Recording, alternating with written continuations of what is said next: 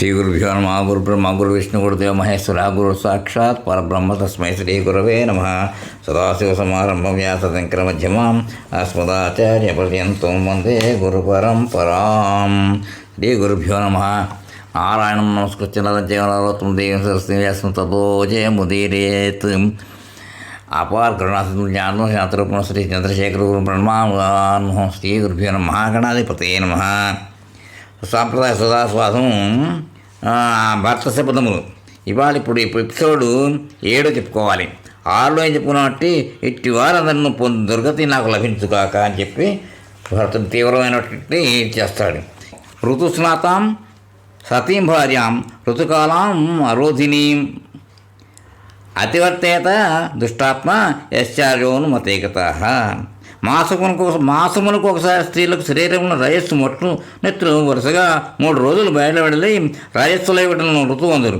అట్లు వారు భవిష్యులై ఉండి 4వ రోజు నదీ తటాగాదులో స్నానమాడి ప్రసిద్ధులవుతారు.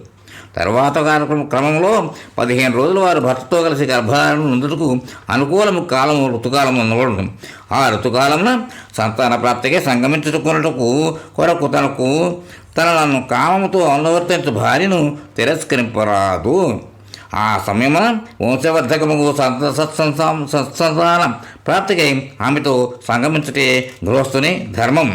ఈ ధర్మమును అతిక్రమించుట చేత ప్రేమతో వచ్చిన ఆమె యొక్క కామము తీర్చకుడుట సంతాన ప్రాప్తికి భంగం కలుగుట అను 2 విధములుగాను పాపమేగునని శాస్త్ర నిర్ణయం. ఏదో కారణం చేత భార్యపై ఇష్టం లేక దుర్బుద్ధితో ఆమెను దూరం చేయుట అను ఈ పాపకృత్యము చేయవాడు ఏ అధోగతి పొందునో నేను అట్టిగతినే పొందుదునుగా. కానీ ఇంకో దాంట్లో అసలైన వాల్మీకి దాంట్లో ఏం చెప్తున్నాడు అది చూస్తుంది. దాన్ని కూడా రాసింది ఏంటంటే ఋతుస్నాతాం సతీం భార్యాం ఋతుకాల మరోధిని అతివర్తేత దుష్టాత్మ యశ్చార్యోను మతేకత. తల్లి ఇక్కడ మాత సత్పురుషులో శ్రేష్ఠ శ్రీరాముని కాదు, ఇక్కడ తల్లి ధర్మనిరతులైన శ్రీరాముని వనవాసం పంపించట్లో నా పాత్రయనతో ఋతుకాల నియమములను పాటించి అంటే ఋతుస్నానం చేసిన అనంతరం పతివ్రత ఎంత భార్య తన కడకు వచ్చినప్పుడు ఆమె కోరికను తిరస్కరించు దుష్టుని కోలేం నాకు మహాపాపములు కలుగునుగాక.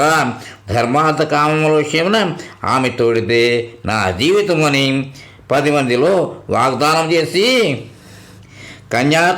కన్యాదాత వరుని అడుగుట ధర్మేచ అర్థేచ కామేచ త్వయా యశ నాతి చరతవ్యా. వరుని వాగ్దానం నాతి చరామి. పెండ్లి ఆడిన ధర్మపత్ని కాదని పరస్త్రీలతో సుఖించుతూ ధర్మ మార్గమును వీడిన అంటే ఆడిన మాట తప్పిన మూఢుని కొలే నాకు దుర్గతులు ప్రాప్తించనుగా. కానీ నెక్స్ట్ శ్లోకాన్ని కూడా కలిపి వాల్మీకి రామని చెప్పింది. దాంట్లో 2వ ధర్మదారాన్ పరిత్యజ్య పరదారాన్ నిషేవతాం చక్త ధర్మ రతి మూఢో యశ్చార్యోను మతేకత. ఈ 2 పాపాలు కూడా నాకు ఇలాంటి పాపాలకి అంత పాపాన్ని నేను ఒక పాపానికి ఒడి కొడతాను, నేను అనుభవిస్తాను. అలాంటి పాపాలమ్మా నాకు తెలీదు అని చెప్పాడు అన్నమాట దాంట్లో. ఇప్పుడు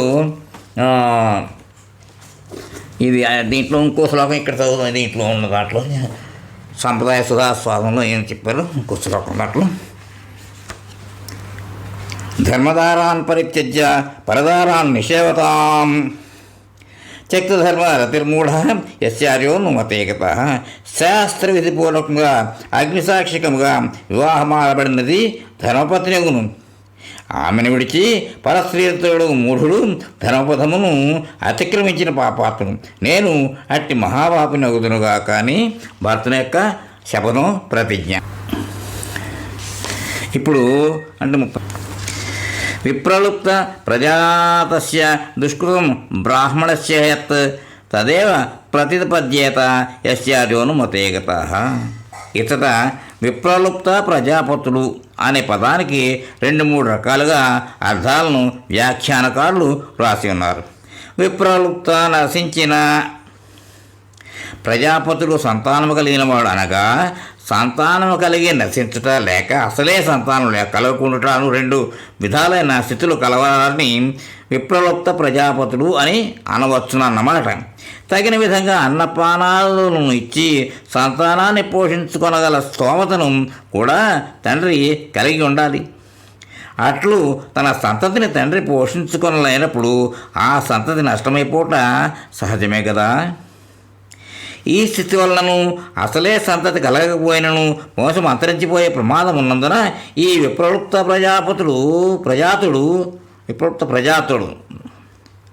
ప్రజాతుడు పాపాత్ముడుగా పరిగణింపబడుతూ ఉన్నాడు.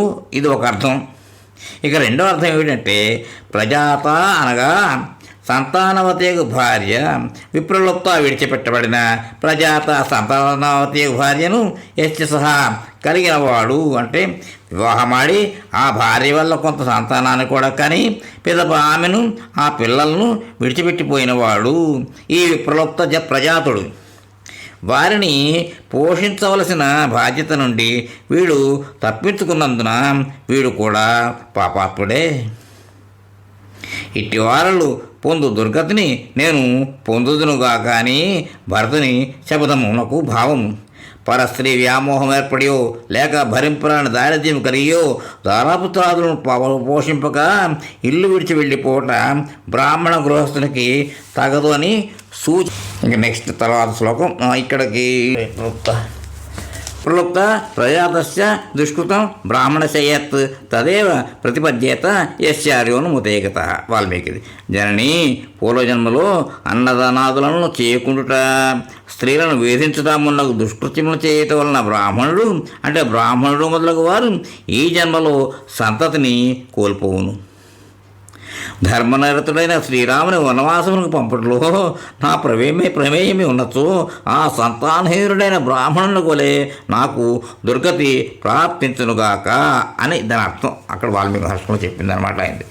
దాన్ని ఇక్కడ విశ్లేషించి వ్యాఖ్యానం చెప్పిన విషయాలు అలా ఇంకొక శ్లోకం చదువు, దాని తర్వాత అర్థం ఉందండి. పానీయ దోషకే పాపం తదైవ విషదాయకే యత్తదేక స్థలభుతాం యస్యార్యోనుమతేగత. ఎందరికో త్రాగుటకు ఉపయోగించు మంచినీటినిచ్చు వాపీకోపతటాకాదులను కలుషితము చేయవాడును. తిను ఆహారంలో విషమును కలిపి జనమునకు ప్రాణాపాయమును కలిగించేవాడును ఏ పాపమును పొందుదురో వారిద్దరి పాపములను నేను ఒక్కడను పొందుదునుగా కానీ భరతుడు శపథం చేస్తున్నాడు. ఇప్పుడు దాంట్లో వాల్మీకి మహర్షి ఏమంటున్నారో చూద్దాం. దాంట్లో పానీయ దోషకే పాపం తదే విషదాయకే తదేక లభతాం యస్యార్యోనుమతేగత.